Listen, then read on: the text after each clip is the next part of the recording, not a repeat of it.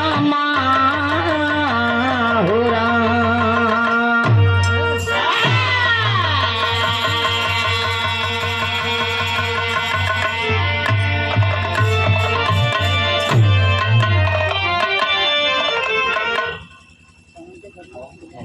घरे आलो ना गड्या फोटो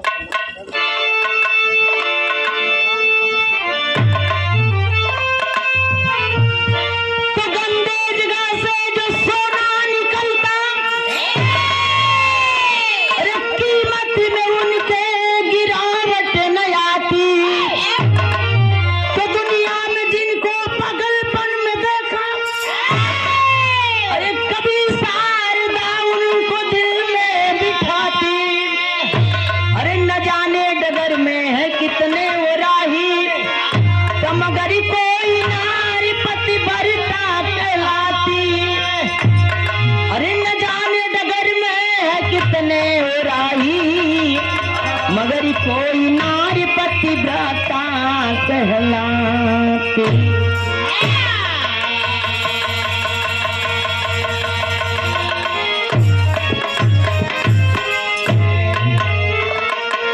गंदे जगह से जो सोना निकलता, अरे कीमत में उनके गिरावट नहीं आती।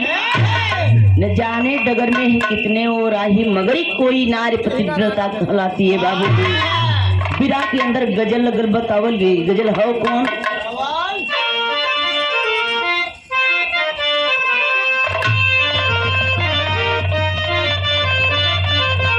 ई गजल के हमरे अध्यक्ष भैया बड़े निमन गीतिया गिलन, यही तर्जुमे गिलन। कैसे गिली हुन?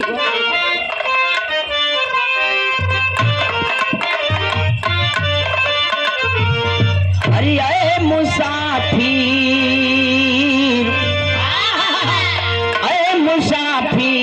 भटकते हो क्यों दरी बदर। ऐ मुसाफिर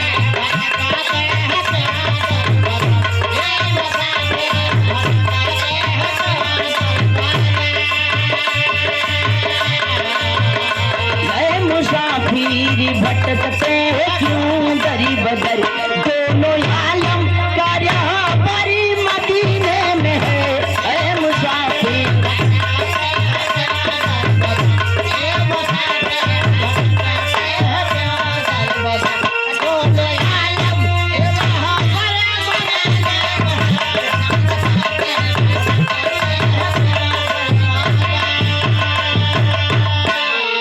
लेकिन एक लाइन और बतावल गई काम।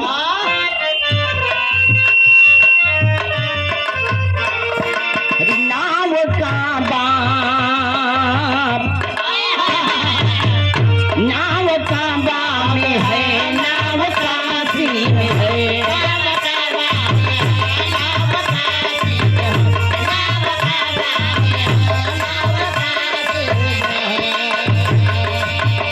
नाव काबा में है, नाव काशी में है। बोल कर देख अल्लाह तेरे सीने में है। नाव काबा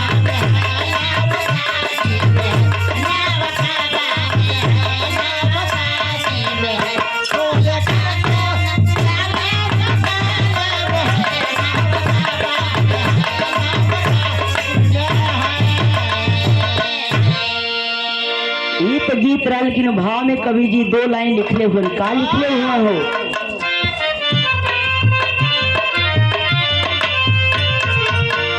तो बात सच्चाई,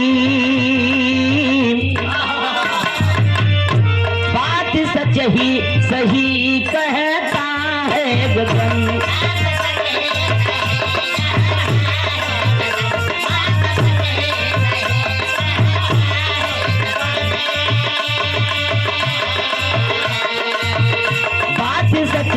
सही कहता है गगन। कोई लेकर के आर्यन ले जाएगा। बात सच्ची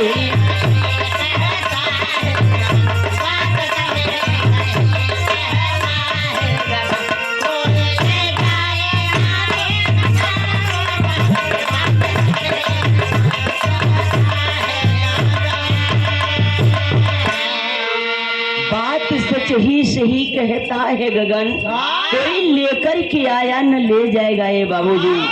लेकर आया है लेकर जाए। सही बात कह रहे हैं भैया कि मुट्ठी बांध कर आते हैं और हाथ पसार के चले जाते हैं, यानी कि लेके आते हैं और दे करके सब यही जगह छोड़ करके खाली हाथ चले जाते हैं। सही कथुआ। तो कहानी एजा से शुरुआत हो गई, सारी लाइन में बतावल गई।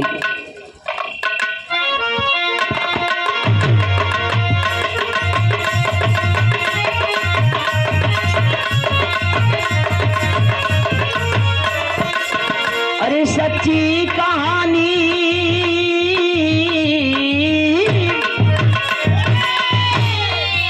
अरे सच्ची कहानी आज आपको बताती हूँ, सच्ची कहानी आज आपको बताती हूँ, बातें न होने की अंदाज गीत गाती हूँ।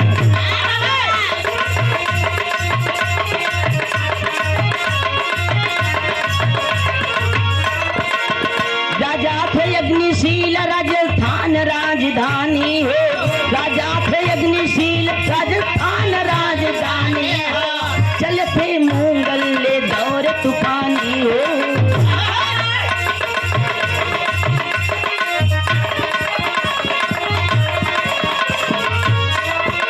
अरे बोला मुगल इब्राहिम राजा दे दजूर बाना हो, बिना लड़े न दूंगा बोले शील मार दाना हो।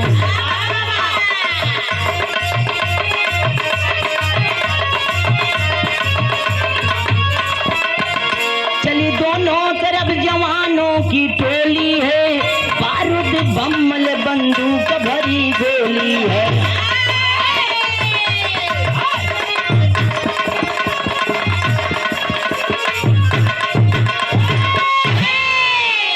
कहानी समझ लीजिए बाबूजी, कहानी कहाँ से लियल गई बतावल गई। राजस्थान की राजधानी को कब्जा करने के लिए इधर देखिए, पहला नंबर तो राजस्थान की राजधानी पर रहने वाला एक राजा, जौने राजा के नाम बतावल गई अग्निशील राजा ये बाबूजी।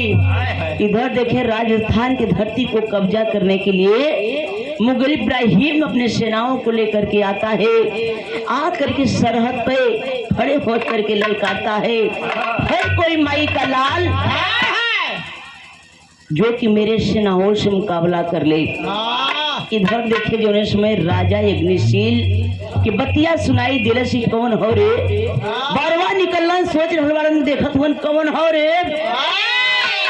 आई को हमरे जीते जी हमरे राजस्थान की धरती के कब्जा कर चाहत हो। इधर देखे जो समय देख रहे बड़न राजा इब्राहिम अपने सेना के लेके हाजिर हुआ है। राजा साहब जाके बतिया कहत हुन कि नहीं इब्राहिम ऐसा नहीं होगा, अगर तुम्हें कब्जा करना है ना तो चल मेरी सेनाओं से तेरी सेना लड़ाई कर ले, जो हारेगा तो हारेगा, जो जीतेगा तो राजस्थान की धरती को कब्जा करेगा। इधर देखे जो समय इतना बतिया मुगल इब्राहिम सुन ले लड़ाई के लिए तैयारी हो गई। भैल का गीत लगल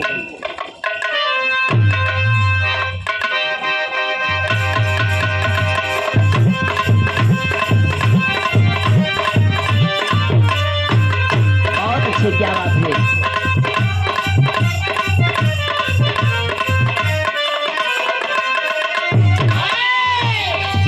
हरे निबिया की डालिया से डोलिया बनल बा,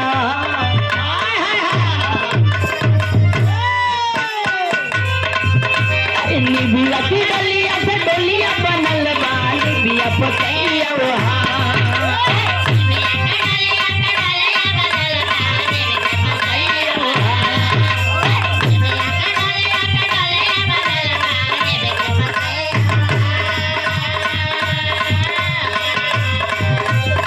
बिया की डलिया से डोलिया बनल बान, बिया पतैया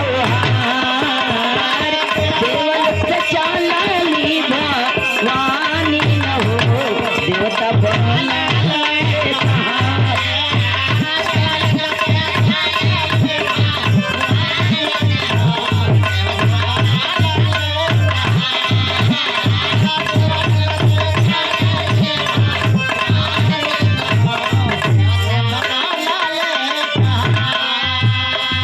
लेकिन देखिए बाबू जौने समय मुगल इब्राहिम बतिया के सुनले होत कैले का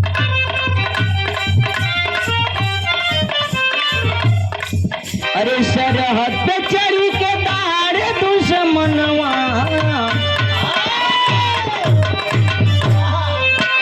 सरहद पे चढ़ी के दाड़ दुश्मनवा लुट जाए देशवा हमार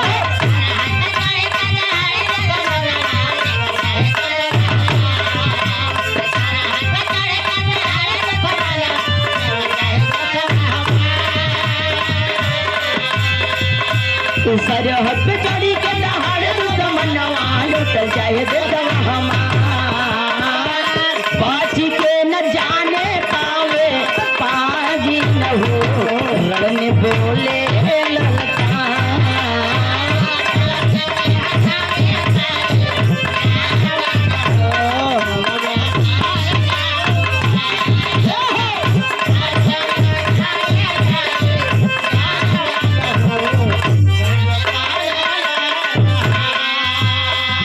अरे सेना के आगे आगे अरे सेना के आगे आगे करे अगुवाई मुगलों का करे के संहार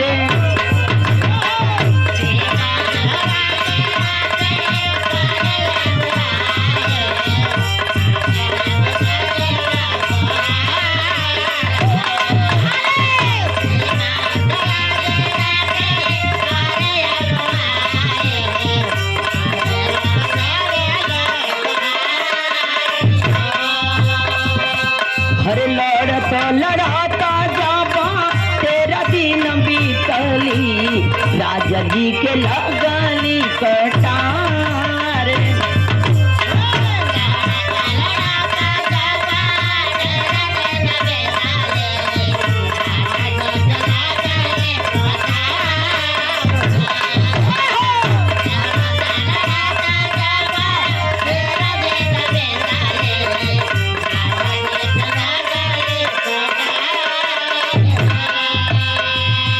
जीते जी मंगलों की होई न गुलामी नहीं जो बिकार हो गया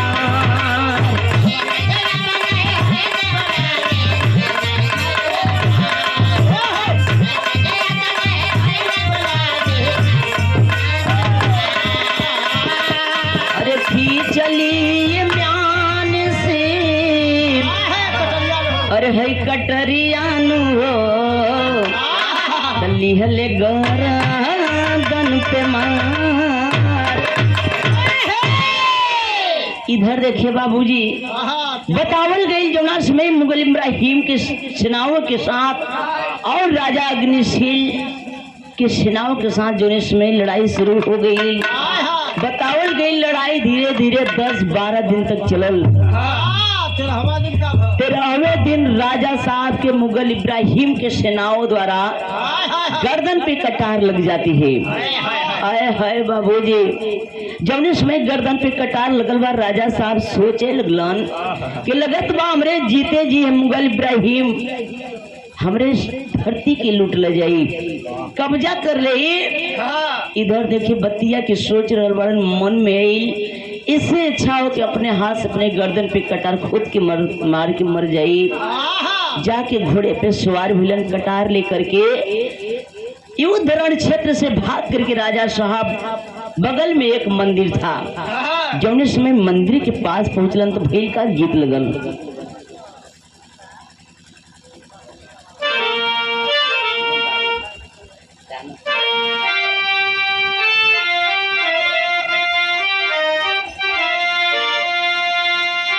बही बारू मारिया के कौनो मन चला लड़का कौनो लड़की के देख के बोले बोले हमारे जानो तया बही बारू उमरिया के छोट गोरिया अरे छोट गोरिया काहे रंगले बारू लाल लाल छोट गोरिया काहे रंगले बारू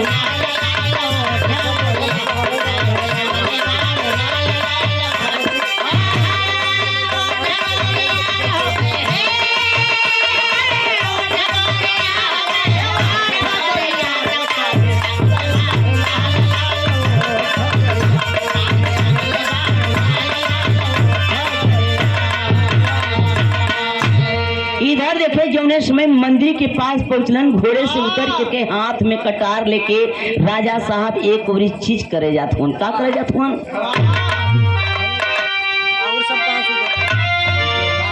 अपने हाथवा में उठावे ले, अरे हई अपने हाथवा में उठावे ले, अरे हई कटारी राजा जी, हरे कटारी राजा जी वो तब ले आई गईले मंदिर के पुजारी राजा जी, तब ले आई गईले।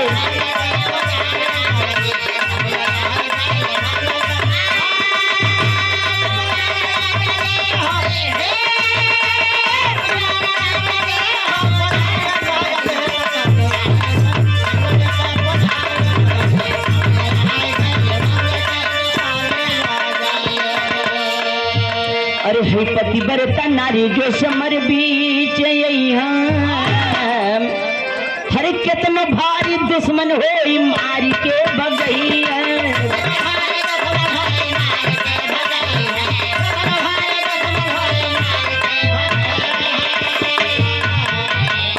अरे चली गई ले भवना, अरे चली गई ले भवना मझारी राजा जी, अरे हई मझारी राजा जी वो तब ले आई गईले अरे मंदिर के पुजारी राजा जी।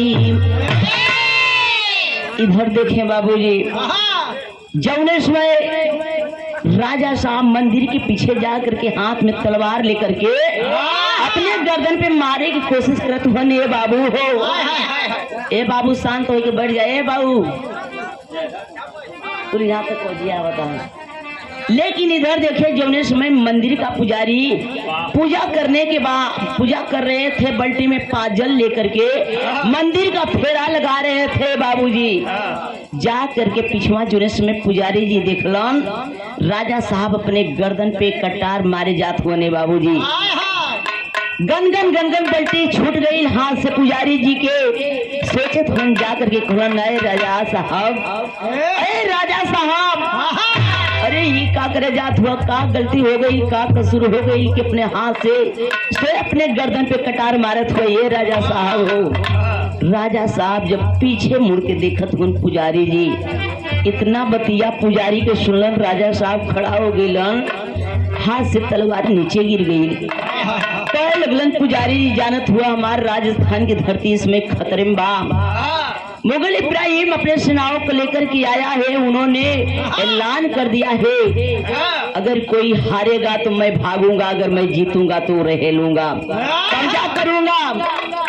पुजारी जी सोच रहे बड़न की तो बतिया चुटकी भर के हो। राजा साहब बड़े खुश हो गए। का ये पुजारी जी बताई कौन ऐसा काम हो कि चुटकी भर के हो? कहा ये काम करो, जा करके गांव नगर क्षेत्र में ढिढोरा पिटवा दा, अगर कोई पतिव्रता नारी अगर मिल जाए आ करके समर युद्ध में अगर लड़ाई करे तो हो सकता है मुगल इब्राहिम का सेना यहाँ से भाग निकले। है बाबूजी। इधर देखे जो समय राजा साहब बतिया सुनले हुए बड़ी खुश हो गिलन।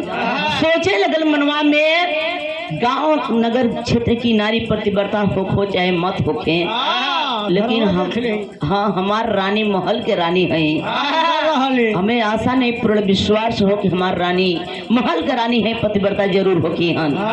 बड़ी आशा उम्मीद के साथ जो समय अपनी महल की ओर चलल हुअन, आ करके अपने महल अपने कच्छ में शोर इधर देखिए कुछ देर के बाद जब रानी की नजर पड़ल, राजा साहब अपने कच्छ में बड़ी गमगीन में शोर जा करके जो समय रानी साहब पूरा बतिया पूछली कि राजा साहब कौन ऐसा आज बात हो गई कि आज बड़ी खामोश नजर आ रहा बड़ा। राजा साहब उठ के बैठ गिलन, कर रहन कि रानी तोरा पर बड़ी आशा हो, विश्वास हो। का विश्वास हो? गीत लगल।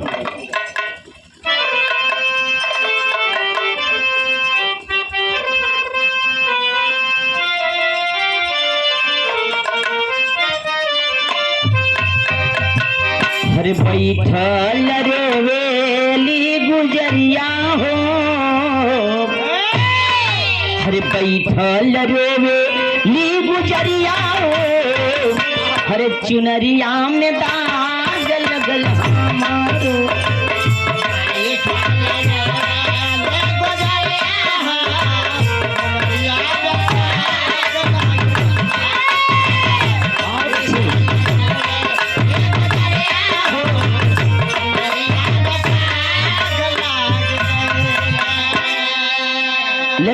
समय राजा साहब बतिया बतौलन, रानी बड़ी जवाब देते हैं। का जवाब देते हैं?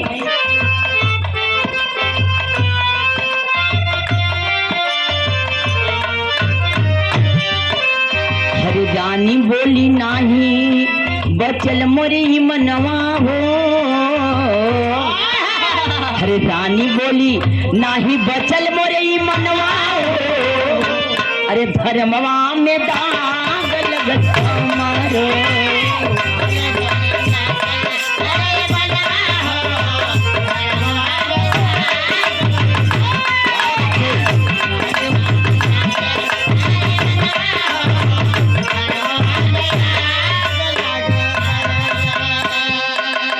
कहलन है राजा साहब बतिया तो जौन पूछत तो सही पूछत हुआ, लेकिन ना ये राजा साहब ना। एक बार हम होकर बना के हम अपने जमाने में एक समय के पुरवैया हवा बोल, वही पुरवैया हवा में हमारे पैर डगमगा गई, हम इधर उधर हो गए बाने। हम सही नहीं खे बानी है राजा साहब। इधर देखें जमुना समय इतना बतिया राजा साहब सुनन बड़ी गमगीन में भगवान हो। मंत्री को बुलाते हैं, एक बात कलन मंत्री से।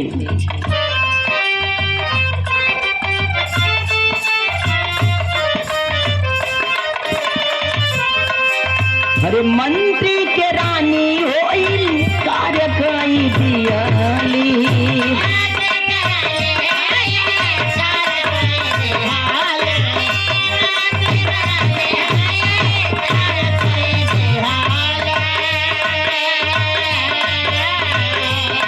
अरे हम ना सही बानी मान मारी गईले।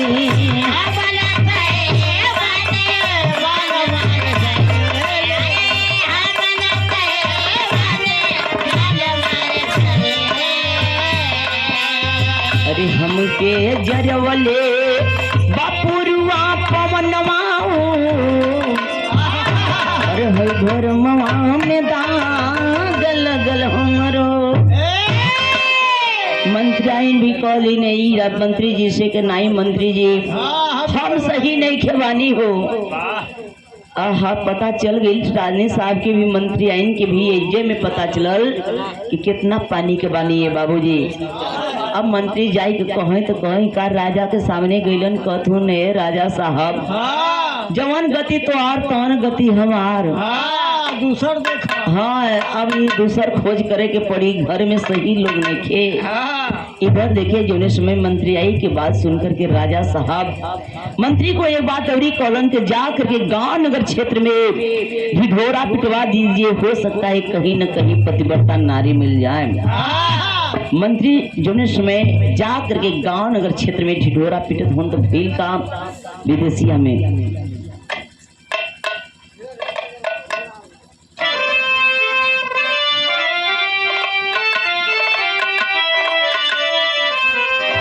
अरे खोजी के उदासा भइले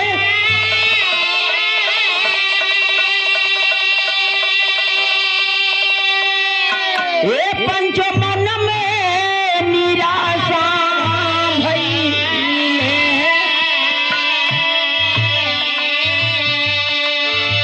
त कैसे गुलामा बनी का भैरवो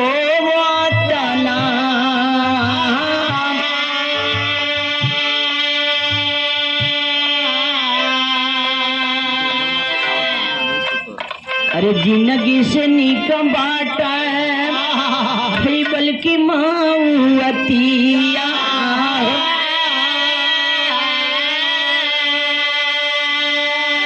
तयंत में ढिढोरा पीटवावेलन राजाना।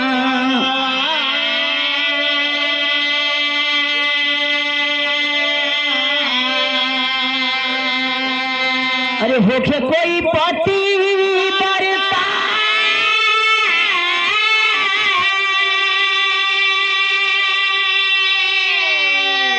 पंचो राजा के जरूरती बाट।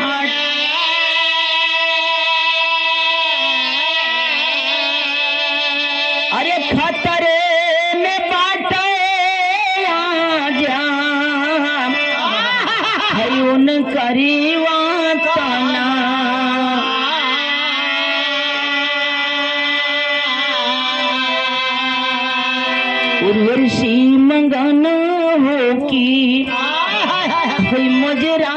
जियत रहली तरा जवाली बातिया सुनाइल बाटे काना। इधर देखे जा करके गांव नगर क्षेत्र में ढिढोरा पिटवावे लगलन। बतावल गई कहीं पतिव्रता नारी के खोज ना मिलल, सुख ना मिलल है बाबूजी। लेकिन बारे उर्वशी जो कि वेश्या के नाम से जाने जाते थे, कोठे पर मुजरे का काम कर रही थी, नाच गाने का काम कर रही थी। जौने समय मंत्री जी के बात उनके कान में सुनाई दिल से बाबू चमक गई पायल। सोचे लगल आखिरकार पतिव्रता नारी की जरूरत हो तो काहे नाम आधा जवानी हमारे नाचे गांव में बीत गई, आधे जवानी बचल बा तो काहे न चल के इस जवानी के अपने वतन के हित में लगा दिए बाबूजी। बतिया की सोचत बे और ही कहे का कहे गीत लगल।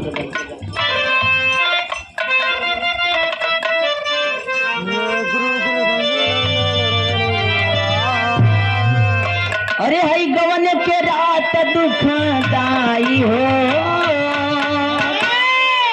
अरे गवन के रात दुखदाई हो, अब हिले ना भूले।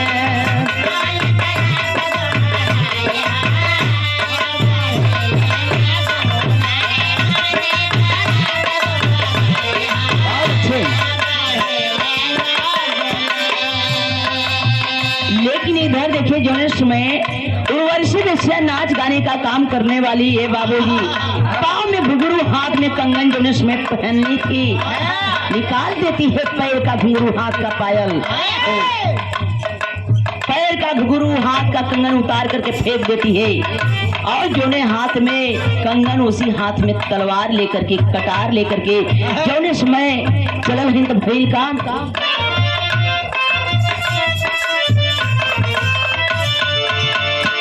हई बोली है बेश्या सुनाई हो, अरे बोली है बेश्या सुनाई हो, अब ही पक्काई मनावा।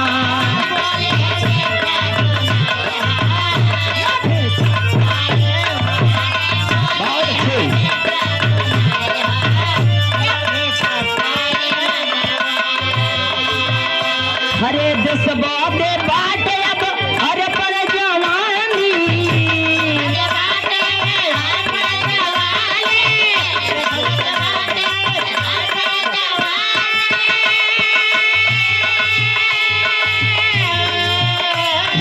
दुश्मन के राखत समर बीच पानी,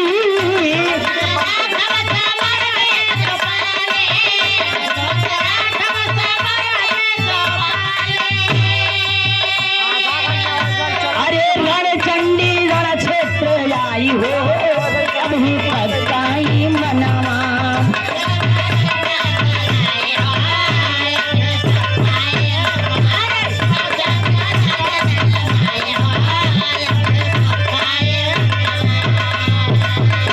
इधर देखे जौने समय रणचंडी का रूप बना करके, काली का रूप बना करके हाथ में तलवार लेके चलल होए बाबूजी।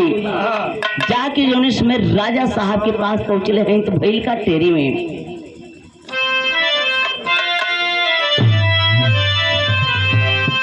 अरे समर में दुर्गा काली बन गई, अरे बाबू समर में दुर्गा काली बन गई तो कंगन छोड़े आदि कर में चली भूज जाती है, भूज जाती है, भूज जाती।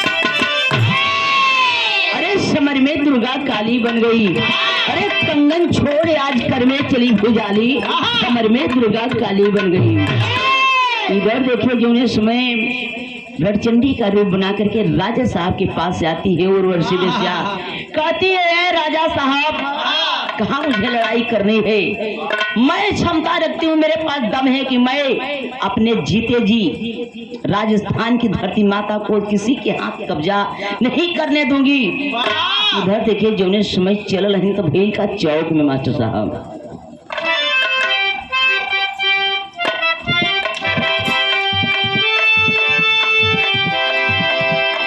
सिंहनी रण बीच दहाड़ चली है,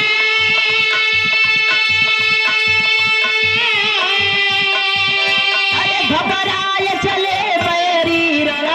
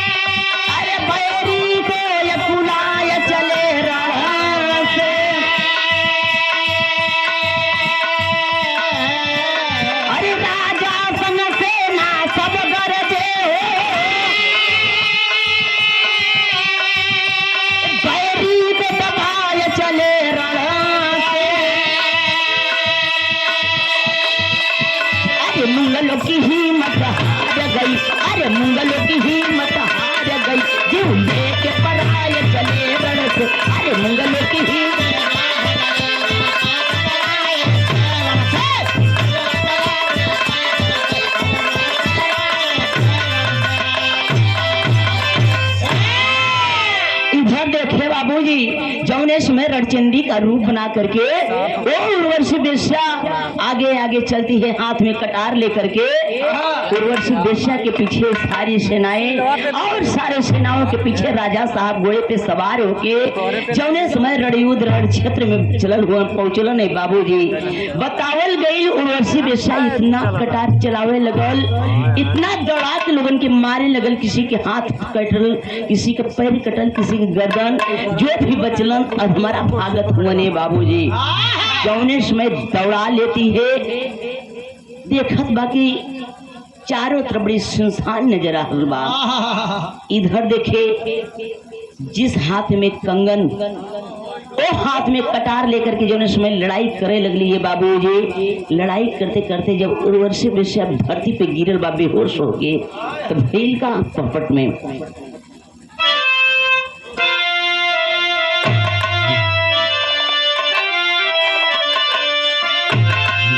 अरे लड़कर राखी अग्निशील जान मान करी बेस्या हो। अरे लड़कर राखी अग्निशील जान मान कर बेस्या हो। अरे याद बचाई अपना राजस्थान जानकर बेस्या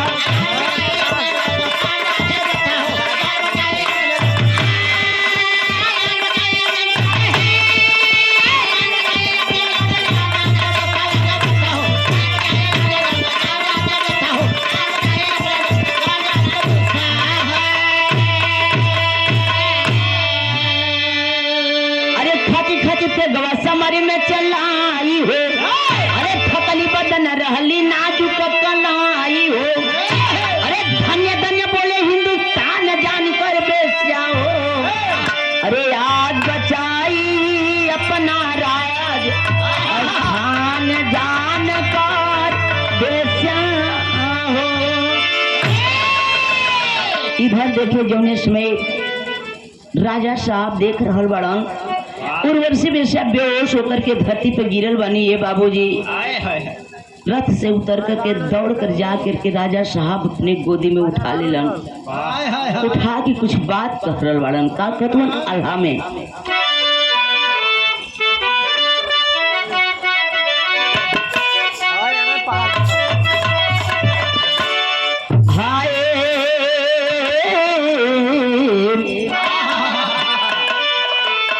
मनवा पवित्र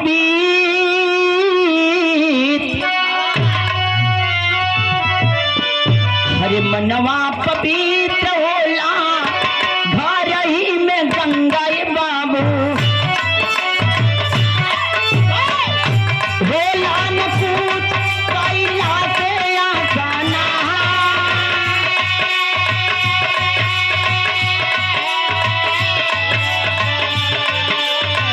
जमुना के रानी ना कार्य का ये दिहलिए भैया हमारा न बाटे कौनो धर्मा होई महा।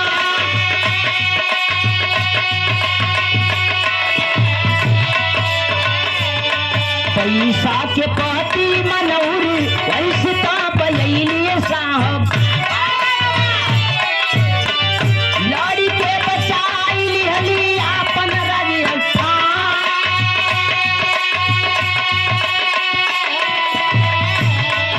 अरे फसली दरिया से देश के बदनिया बाबू खून से सनाई जुड़ली राड़ा मैदान।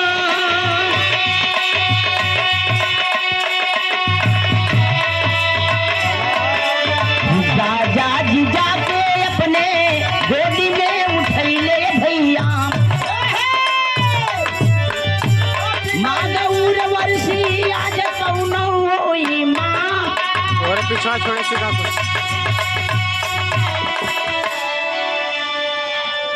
हेलो। अब थोड़ा सा और रहेगा भैया पकाई दीजिए बस खड़ी बोले वाला रहे। देखें आप हमारे परम सम्मानित मानी आदरणीय हमारे बड़े भैया सादर 50 रुपए का पुरस्कार देके सम्मान के लिए 5 के प्रणाम आशीर्वाद की प्रतीक्षा हो। अब हमारे 1 मिनट की और कहानी बचल बाप और बाद समापन की ओर भूखी। और जे भी शाम के मुलाकात न भइल तो हम सोच रहल बाड़ी के सुबह में मुलाकात हो जाए, परिचय हो जाए, बिहने के समय बोहनी हो जाए। कहते सवेरा के बोहनी बोहरी होत हो। हाँ, जब सवेरे मिल गया तो मान ला दिन भर पैसे मिले, और सवेरे बोहनी